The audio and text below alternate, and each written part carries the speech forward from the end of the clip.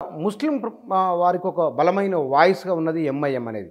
అందుకోసమే ఆ పార్టీ నాయకుడు తనను తాను కాపాడుకునే కోసం భిన్నమైన రాజకీయం ఆలోచన ఉంది కాబట్టి వారికి. అట్లా ఉండనివ్వచ్చు కదా! ఎందుకు మీలాంటి వారు మాట్లాడుతున్నారు ఇట్లా? ఇప్పుడు ఒక విషయం గుర్తుపెట్టుకోండి. ఒక సమాజానికి ఎప్పుడు ఒకరే రిప్రజెంటేటివ్‌గా ఉండరు. అట్లా ఉంటే అది భూస్వామ్య సమాజం అయితే తప్ప ఆధునిక సమాజం కాదు. ఆధునిక సమాజంలో ఆలోచనలు, సిద్ధాంతము, ఫిలాసఫీ ఆధారంగానే రాజకీయ పార్టీలు ఎంచుకోవాలి. అంటే ఒక ఒక ఒక ఒక ఒక కమ్యూనిటీ, ఒక కులము లేదా మతం, ఒక నాయకుడిని అంగీకరించాలనేది తప్పుడు ప్రిన్సిపల్. అందుకోసం మత పేరు మీద, కుల పేరు మీద రాజకీయాలు ఎప్పుడు చేసినా కూడా అవి ప్రజలకు ఉపయోగపడవు. అయితే హైదరాబాదులో ఒక చారిత్రక సందర్భం ఏంటంటే చాలా కాలం ఇక్కడ నిజాం హుక్మత్ కింద ఈ ప్రాంతం ఉండడం, నిజాం వ్యతిరేక పోరాటాలు కూడా ముస్లిమ్స్ అద్భుతమైన త్యాగాలు చేశారు. నిజాం రాజ్యంలో మొట్టమొదటిసారిగా చనిపోయిన వీరోచిత యోధుడు షేక్ బందగి ముస్లిమే కదా, నువ్వు కాదని లేవు కదా. షోయబుల్లా ఖాన్ కిరాతకంగా కాల్చి చంపారు, చూశాం కదా. అలాగే రజబలి లాంటి వాళ్ళు వాళ్ళకు వ్యతిరేకంగా వీరోచితమైన పోరాటాలు చేశారు కదా.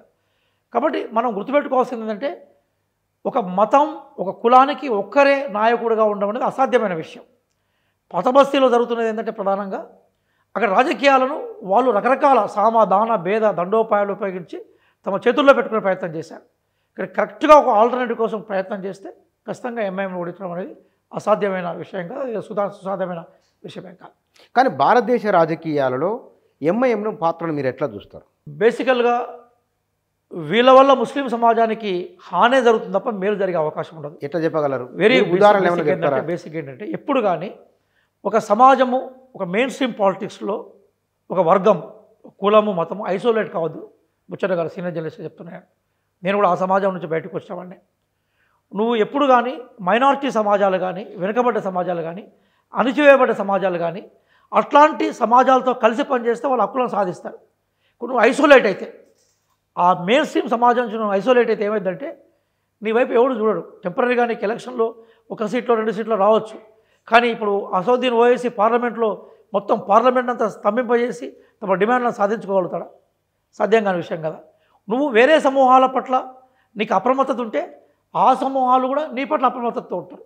వేరే సమాజాల పట్ల నీకు సానుభూతి ఉంటే ఆ సమాజాలు కూడా నీతో సానుభూతి ఉంటారు. భారతీయ ముస్లింలు భారతదేశంలో అంతర్భాగం.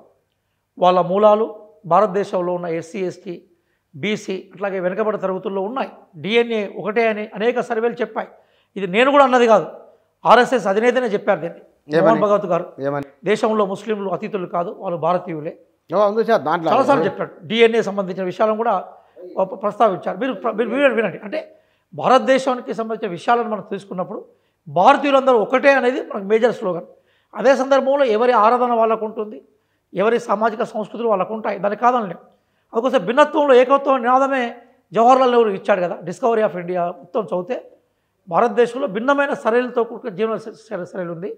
ఎంత భిన్నత్వం ఉన్నా ఏకత్వం ఉన్నప్పుడు ఈ దేశం ముందుకు పోతుందని ఆయన చెప్పాడు. అది గొప్ప వాక్యం అది. అది ఈరోజు అసదుద్దీన్ ఓవైసీ ఏం చేస్తున్నాడంటే పూర్తిగా ఐసోలేషన్ పాలిటిక్స్, అంటే అస్తిత్వ రాజకీయాల పేరుతో అస్తిత్వ రాజకీయాలు చేస్తే మనం అంగీకరిస్తాం. ఒక అస్తిత్వాన్ని కాపాడుకునే క్రమంలో చేయడానికి మనం వ్యతిరేకించాం. కానీ అసదుద్దీన్ ఓవైసీ రాజకీయాలు మొత్తం అస్తిత్వ రాజకీయాలు కావు.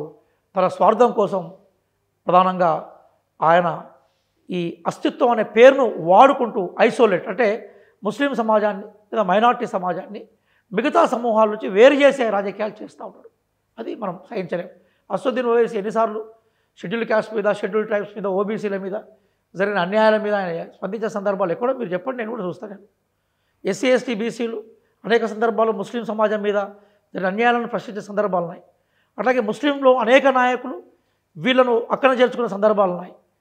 కాంగ్రెస్ పార్టీలో కానీ, మిగతా సెక్యులర్ పార్టీలో కానీ ముస్లింలైనా, హిందువులైనా లేదా బలైన వర్గాలైనా తేడాలు ఏం లేదు. సమస్య పట్ల పోరాట సందర్భం ఉన్నది.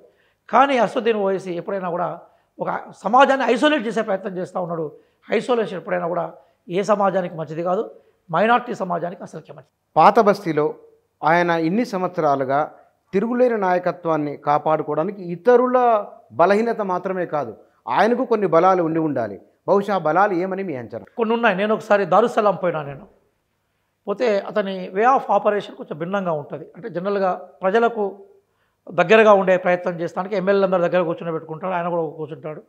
ఎవరైనా లోపల పోవడానికి అవకాశం ఉంటుంది. ఒక టెలిఫోన్ ఉంటుంది, అధికారులకు ఫోన్ చేస్తూ ఉంటాడు. ఒకసారి మేము ఏదో ఇష్యూలో తెలంగాణ ఉద్యమంలో నేను ఉన్నప్పుడు, తెలంగాణ మూమెంట్లో నేను పనిచేస్తూ ఉన్నప్పుడు వారి మద్దతు కోసం మేము పోయినాం. కొంతమంది కలిసిపోయిన నేపథ్యం అనుకుంటున్నాను. అప్పుడు ఆయన దాన్ని సపోర్ట్ చేయలేదు. తెలంగాణ ఉద్యమాన్ని అసదుద్దీన్ ఓవైసీ ఎప్పుడు సపోర్ట్ చేయలే. పైపెచ్చు పార్లమెంట్లో తెలంగాణ రాష్ట్ర ఏర్పాటును వ్యతిరేకించాడు. మీతో మాట్లాడినప్పుడు ఎందుకు వ్యతిరేకించారు చెప్పాడు ఆయన. జనరల్గా ఆయన ఏమన్నా అంటే ఇది భిన్నమైన సమాజం, చాలా కాలం వరకు ఈ సమాజం అంతా కూడా నిజాం పరిపాలన కింద ఉండేది, విశాలమైన దాంట్లో ఉంటేనే ఇక్కడ ముస్లిం సమాజం సేఫ్గా ఉంటుందని ఒకటి చెప్పుకుంటూ వచ్చాడు ఆయన. కానీ అప్పటికే ఆయన జగన్ ఇన్ఫ్లుయెన్స్లో ఉన్నట్టుగా నాకు అర్థమైంది. రాజశేఖర రెడ్డి గారి తర్వాత జగన్ కూడా కొంతకాలం సొంత పార్టీ పెట్టిన నేపథ్యం అప్పుడే కదా మనకి పార్లమెంట్లో వచ్చేది జరిగింది. జగన్తో మిత్రతో ఉన్నాడు. జగన్ను కలవడానికి కూడా 2-3 సార్లు పోయినాడు. సరే, ఆయన వ్యాపార సంబంధాలు మనకు తెలియదు, మాతో బాగా ఓపెన్గా మాట్లాడలేదు. ఓపెన్గా మాట్లాడి నాకున్న లిమిటేషన్స్ నాకున్నాయి, అప్పుడు మేము చాలామంది పోయినాం కాబట్టి మళ్ళీ ఒకసారి మాట్లాడుతూ ఉన్నాడు. అన్నాక మమ్మల్ని ఏదో సమాధానం చెప్పే ప్రయత్నం చేశాడు. మేము కొన్ని క్వశ్చన్లు అడిగినప్పుడు ఆయన దగ్గర సమాధానం లేదు. సరే, కొంత డిస్కషన్ అయిన తర్వాత మేము కోరి బయటకు వచ్చాం. ఆయన మాకు మళ్ళీ ఆలోచించి చెప్తామని కూడా అనలేదు ఆయన. ఇది మా స్టాండ్ అని చెప్పాడు.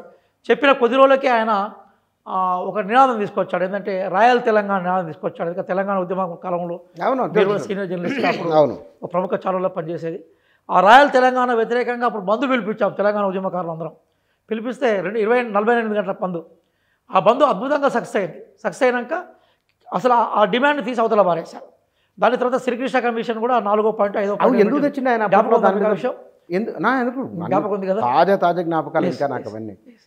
ఎందుకు తెచ్చిండు రాయల్ తెలంగాణ? ఆయన అంటే బేసికల్గా జగన్తో ఉన్న ఫ్రెండ్షిప్ అది. తర్వాత ఆయన ఏమన్నాడు, రాయలసీమలో కూడా ప్రధానంగా ముస్లిం జనాభా ఎక్కువ ఉంది, తెలంగాణ జనాభా ఎక్కువ ఉంది, ఈ 2 ప్రాంతాలు కలిస్తే తన పలుకుబడి తన ప్రాతినిధ్యం పెరుగుతుంది అనుకున్నాడు. కానీ ఆ టైప్ ఆఫ్ పాలిటిక్స్ డేంజర్ కదా. ఇప్పుడు నువ్వు ఒక మతాన్ని, ఒక మత కోణంలో ప్రజలను విభజించే పాలిటిక్సే డేంజర్. ఈరోజు మరి అదే అసదుద్దీన్ ఓవైసీ ఎందుకు బీజేపీని క్రిటిసైజ్ చేస్తున్నాడు, ఎందుకు ఆర్ఎస్ఎస్ గురించి మాట్లాడుతున్నాడు అంటే, నువ్వు ఒక వర్గాన్ని ఒక మతం పేరు మీదనో కులం పేరు మీదనో విభజించే పాలిటిక్సే తప్పుడు పాలిటిక్స్ కదా. కాబట్టి నువ్వు ఆ పాలిటిక్స్ చేసుకుంటే మిగతా వాళ్ళని క్రిటిసైజ్ చేసే అవకాశం నీకు ఉంటుంది కదా. కాబట్టి ఆయన ప్రతి సందర్భంలో కూడా డైవర్షన్ ఆఫ్ పాలిటిక్స్ చేసి తన ఉనికిని మరింత పొదిలిపెట్టుకునే అవకాశం ఉంటుంది. ఓల్డ్ సిటీలో కూడా మొన్న ఎలక్షన్స్లో దాదాపుగా చోటులు పెట్టినాయి ఆయనకు. మా కాంగ్రెస్ అభ్యర్థి కూడా బలంగానే పోటీ ఇచ్చాడు. కానీ నెక్స్ట్ కనుక మేము కాంగ్రెస్ పార్టీ కనుక గట్టి పోరాటం చేస్తే, గట్టిగా నిలబడితే, ఇప్పుడు ఫిరోజ్ ఖాన్ లాంటి వాళ్ళు కానీ ఇంకో 2-3 ఆ ప్రయత్నంలో ఉన్నారు. ఎంఐఎం యొక్క బేసిక్ స్ట్రక్చర్ని రాజకీయంగా తీయడం అసాధ్యమైన విషయం. కానీ మీరు ఇంత ఓపెన్గా మాట్లాడుతున్నారు, చాలా బోల్డ్ స్టేట్మెంట్ ఆయన గురించి ఇస్తున్నారు, మరి మీకు ఇబ్బంది కదా? ఇబ్బంది కావచ్చు, రాజకీయాల్లో ఉన్నాం, దేనైనా మనం ఫేస్ చేయాలి, అది విషయం కాదు. విషయం ఏంటంటే ఎంఐఎంకి రాజకీయ హక్కు ఉంటుంది. ఒక రాజకీయ పార్టీ పెట్టి తమ సిద్ధాంతాలను ప్రచారం చేసుకునే హక్కు ఎంఐఎంకి ఉంటుంది. ఆ హక్కును ఎవరైనా ఏ ప్రజాస్వామ్యవాదైనా అంగీకరిస్తాడు. ఎంఐఎంలో వ్యక్తిగతంగా నేను అసదుద్దీన్ శత్రువుని కాదు, నేను అసదుద్దీన్ నాకు శత్రువు కాదు. రాజకీయ ఫిలాసఫీ మీద మాట్లాడుతున్నాను. రాజకీయ ఫిలాసఫీ మీద మాట్లాడాన్ని అంగీకరించడం అనేది డెమోక్రసీగా ఎవరైనా చేయాల్సిందే. Asaduddin Owaisi by personally is not enemy to anybody, but the thing is different. Isolation politics అనేవి ఏవైతున్నాయో భారతదేశానికి మంచిది కాదనేది డెమోక్రటిక్గా మనం ఆలోచించాలి. ఇప్పుడు ఏ మతానికి ఆ మతం విడిపోతే మనమే మాట్లాడుకుందాం. ఎవరు నష్టపోతారు? చిన్న చిన్న సమూహాలు నష్టపోతాయి కదా. ఏ కులాలకు ఆ కులాలు విడిపోతే నువ్వు అనుకున్న భారతదేశ సమగ్రత నష్టపోతుంది కదా. ఆ ప్రయత్నాన్ని అసదుద్దీన్ ఓవైసీ చేసినా, బీజేపీ చేసినా, ఎవరు చేసినా దాన్ని మనం వ్యతిరేకించాల్సిందే. కాబట్టి నేను మాట్లాడుతుంది ఫిలాసఫీ మీద. ఫిలాసఫీని అర్థం చేసుకొని వాళ్ళందరికీ ప్రాధాన్యత ఇస్తే సంతోషమే.